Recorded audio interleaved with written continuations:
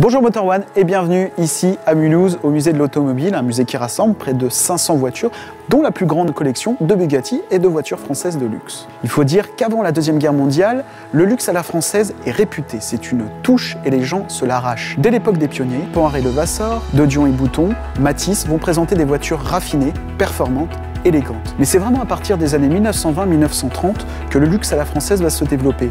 Il faut dire qu'avec des marques comme Bugatti, Hispano-Suiza, Delahaye, Delage, Talbot Lago, on a ici une industrie luxueuse, raffinée, réputée et qui, en plus de fabriquer ces voitures performantes, va produire des voitures de course qui vont s'imposer en compétition. C'est le cas de Bugatti, c'est le cas de Delage et Delahaye. Seulement, à la fin de la guerre, le luxe n'est plus très bien vu. Il faut faire des voitures économiques, performantes et pas trop chères.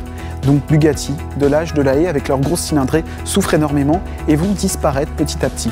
Entre 1953 et 1955, ces grandes marques vont disparaître du marché. Facel Vega en 1955, puis Citroën avec la Citroën SM Maserati vont essayer de relancer ce luxe à la française, mais sans vrai succès.